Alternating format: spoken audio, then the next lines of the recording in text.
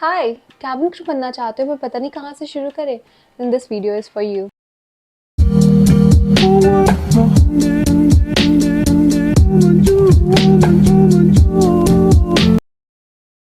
Hi guys, welcome back to my channel. My name is Pihu and I'm a cabin crew by profession. This video is very important and highly requested video because so many of you asked me in my DMs that how to become a cabin crew. So मैंने सोचा कि मैं एक video ही बना देती हूँ कि cabin crew कैसे बनते हैं, क्या प्रोसेस होता है और क्या क्या क्राइटेरियाज होते हैं and I'm gonna guide you step by step in this video. Step number 1 would be eligibility criteria. सबसे पहले हम बात करेंगे एलिजिबिलिटी क्राइटेरियाज के बारे में, बट उससे भी पहले हम बात करेंगे डिफरेंट एयरलाइंस के बारे में। इंडिया में बहुत सारी डिफरेंट एयरलाइंस है जैसे कि इंडिगो, अकासा, स्पाइसजेट और सारे एयरलाइंस के अपने अपने क्राइटेरियाज होते हैं। बट आज हम कुछ बेसिक और कॉमन क्राइटेरियाज के बारे में बात करेंगे जो मोस्टली हर एयरलाइन में कॉमन होते हैं। सबसे पहले हम बात करेंगे एज की। तो जो मिनिमम एज रिक्वायर्ड होती है वो होती है 18 ईयर्स ओल्ड एंड जो मैक्सिमम होती है वो होती है 27 years old for a fresher in a domestic airline. If you want to take a long jump and if you want to apply in international airline then the minimum age would be 21 years old. Then we'll talk about qualification. जो qualification minimum qualification required होती है cabin crew के लिए वो होती है 10+2 with 50% of passing marks. अगर आपके पास graduation है that is well and good, but अगर नहीं है तो भी चलेगा, अगर आप बस आपके पास 10+2 होना चाहिए. Then we'll talk about height. जो minimum height requirement है female cabin crew के लिए वो है 155 सेंटीमीटर्स और मेल cabin crew के लिए जो height requirement है minimum height requirement है वो है 170 centimetres. Then we'll talk about language skills. आपको दो लैंग्वेज हिंदी और इंग्लिश ये दो बहुत ही अच्छी तरह से आनी चाहिए आपको. You should be fluent in these two languages. फिर हम बात करेंगे अपीयरेंस के बारे में. जो आपकी स्किन है वो क्लियर होनी चाहिए. अगर आपके थोड़े बहुत पिंपल स्पॉट है देन इट्स कम्प्लीटली फाइन. अगर आप उसको कंसील कर सकते हो और वो अगर इतना विजिबल नहीं है मेकअप में तो वो चल जाएगा. लेकिन अगर आपके विजिबल टैटूज है तो आप इंटरव्यू के लिए मत ही जाओ. विजिबल टैटू का मतलब है कि अगर आप उनकी यूनिफॉर्म देखते हो, किसी एयरलाइन की यूनिफॉर्म देख रहे हो और आपके टैटू उसमें विजिबल हो सकते हैं तो it's better not to go for an interview. Then comes fitness. You should be physically fit. आपको कोई भी मेजर हेल्थ इश्यूज नहीं होने चाहिए बिकॉज कैबिन क्रू की जॉब जो होती है इट्स वेरी हेक्टिक और फ्लाइंग में आपको बहुत ज़्यादा कॉम्प्लिकेशंस हो सकते हैं अगर आपको पहले से ही कुछ मेजर हेल्थ इश्यूज है. Then comes your BMI. BMI stands for Body Mass Index. BMI क्या हुआ कि जो आपका हाइट और वेट है वो दोनों प्रोपोर्शनेट होने चाहिए. और वो आप कैसे कैलकुलेट कर सकते हो तो आप गूगल पे जाके सर्च कर सकते हो BMI कैलकुलेटर एंड जो भी आपका पहला वेबसाइट आए उस पर क्लिक करना एंड अपना हाइट और वेट मेंशन करना और फिर कैलकुलेट पे क्लिक करना. Then you will get your BMI.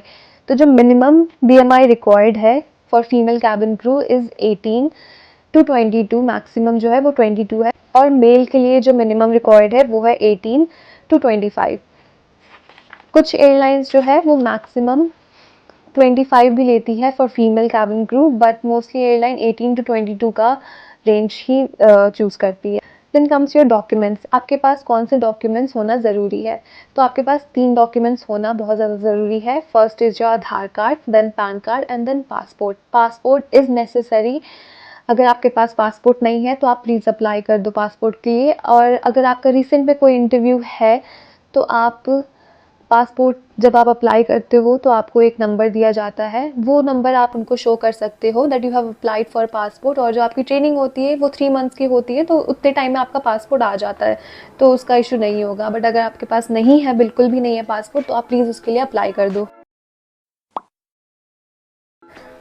जब आप ये सारे क्राइटेरियाज फुलफिल करते हो तब आप जा सकते हो स्टेप नंबर 2 पे which is prepare a professional resume. आपका रिज्यूमे बहुत ही स्ट्रॉन्ग होना चाहिए और एक प्रोफेशनल रिज्यूमे होना चाहिए. एक स्ट्रॉन्ग रिज्यूमे में क्या क्या चीज़ें होती है वो मैं आपको बता देती हूँ. So basically you should add 6 things in your resume to make it look more professional. First will be your basic details. आपकी जो बेसिक डिटेल्स है जैसे कि आपका name, your email ID and your phone number. Second will be your qualifications. आप कहाँ तक पढ़े हो आपको वो मेंशन करना चाहिए. Third will be your skills. Skills में अगर आपको कोई एक्स्ट्रा लैंग्वेज आती है तो प्लीज़ उसको मेंशन करना, क्योंकि वो एक बहुत बड़ा प्लस पॉइंट होता है। Fourth will be your achievements. अगर आपने लाइफ में कुछ अचीव किया है, आपको कुछ मेडल्स या सर्टिफिकेट्स मिले हैं, आप प्लीज़ उसको भी मेंशन करना। Fifth will be your hobby. Hobby में भी specially if you do swimming, please उसको मेंशन करना, क्योंकि स्विमिंग भी एक बहुत बड़ा प्लस पॉइंट है। तो और प्लीज़ जो आप करते हो सिर्फ वही मेंशन करना, ऐसे कुछ भी झूठ मत लिखना उसमें, बिकॉज वो उससे भी क्वेश्चंस करते हैं। Then six and the most important thing is your photo. Please अपनी फॉर्मल में फ़ोटो डालना रिज्यूमे में। कैजुअल और सेल्फी बिल्कुल भी मत डालना, because that will make you look unprofessional. तो ये सारी चीज़ें आप अपने रिज्यूमे में डाल सकते हो ताकि आपका फर्स्ट इंप्रेशन अच्छा जाए। So when you are done making your resume, it's time for step number 3, which is apply for an interview. अब आपको इंटरव्यू के लिए अप्लाई कर देना चाहिए, क्योंकि आपके पास एक स्ट्रॉन्ग CV है, आपके पास सारे डॉक्यूमेंट्स हैं, आप सारे एलिजिबिलिटी क्राइटेरिया से मैच करते हो। सो जिस भी एयरलाइन के इंटरव्यू के लिए आपको अप्लाई करना है, उस एयरलाइन के आपको करियर्स के वेबसाइट पे जाना है और वहाँ जाके आपको अप्लाई करना है। तो आपको कैसे पता लगेगा कि कब कहाँ इंटरव्यू हो रहे हैं? तो उसके लिए आपको जितने भी एविएशन रिलेटेड पेजेस हैं इंस्टाग्राम पे, उसको फॉलो करना पड़ेगा, और आपको एयरलाइन की भी पेजेस को फॉलो करना पड़ेगा। वो लोग पोस्ट करते हैं कि कब हायरिंग शुरू हो रही है और कहाँ हायरिंग हो रही है। तो प्लीज़ आप उनको फॉलो कर लेना इंस्टाग्राम पे, उससे आपको बहुत ही ईजिली पता लग सकता है। इंटरव्यू के लिए अप्लाई करने के बाद आता है स्टेप नंबर 4, जो कि है इंटरव्यू प्रोसेस। इंटरव्यू की लोकेशन पे आपको खुद से जाना होता है, और वहाँ जाने से पहले मैं आपको बता दूँ कि you should be well groomed and you should be in formals. You should look professional. आप एक प्रोफेशनल बन के जाना वहाँ पे। Just be real and most importantly be confident. एक स्माइल लेके जाना वहाँ पे। और कुछ राउंड्स वहाँ पे आपको क्लियर करने होते हैं, जैसे कि group discussion round, personal interview, आपका वेट चेक होगा एंड ग्रूमिंग चेक होगी। ये सारे राउंड्स होते हैं जो आपको क्लियर करने होते हैं। इन राउंड्स के बारे में मैं आपको फिर कभी एक डिटेल वीडियो दूंगी, क्योंकि फिर ये वीडियो बहुत ज़्यादा लंबी हो जाएगी। तो मैं आपको इसके लिए एक अलग से वीडियो बना दूंगी। जब आपका इंटरव्यू क्लियर हो जाता है, उसके बाद आता है स्टेप नंबर 5, जो कि है आपका ट्रेनिंग। जो ट्रेनिंग है वो कंपनी प्रोवाइड करती है आपको, एंड ट्रेनिंग ऑलमोस्ट 3 मंथ्स की होती है for most of the airlines. Training में आपको सेफ्टी एंड इमरजेंसी प्रोसीजर सिखाए जाते हैं, ग्रूमिंग सिखाई जाती है, सर्विस सिखाया जाता है, फर्स्ट एड सिखाया जाता है। ये सारी चीज़ें होती है। एयरक्राफ्ट की भी नॉलेज दी जाती है। जब आपकी ट्रेनिंग कंप्लीट हो जाती है और आप सारे एग्ज़ाम्स क्लियर कर लेते हो, जी हाँ, आपके एग्ज़ाम्स भी होंगे ट्रेनिंग में, then congratulations, you officially become a cabin crew. Just one more advice from my side कि don't be fake, be real whenever you are going for an interview. आप अपना रियल पर्सनालिटी ही लेके जाना। अगर आप फेक करोगे तो आप पकड़े जाओगे। अगर आपको लग रहा है कि हाँ you can outsmart them, no you can not.